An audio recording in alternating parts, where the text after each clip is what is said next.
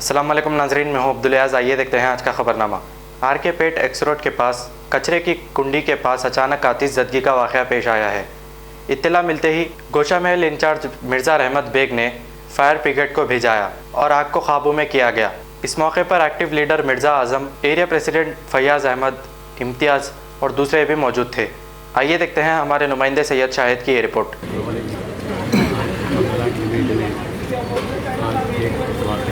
ज़रा ज़ोर से बोलिए। आवाज़ नहीं आया तुम्हारी। आर के पेट तरफ से एक वाक़या हुआ है आज लगने का। इसी मौके पर जनाब एक साथ किया गया और रहमत बेग साहब की निगरानी में हम फ़ोन किए रहमत बेग को और इस तौर पर जो है ना एक फायर ब्रिगेड को जाने के बाद 50 वर्कर जिलानी आज़म रेलवे सब तमाम मिलकर यहाँ के आग को बुझाए। और इसी मौके पर तमाम महल्ले के नौजवान उनको आग को बुझाए फायर ब्रिगेड का काम कराए। और पुलिस डिपार्टमेंट में पहुँची, SHO इंजीनियर साहब, SI DI साहब पूरे पहुँच कर इस काम को अंजाम दिए। और शुक्रिया अदा करते हैं हम SHO साहब और रहमत बेग साहब का, गोशा महल इंचार्ज रहमत बेग साहब का शुक्रिया अदा करते हैं।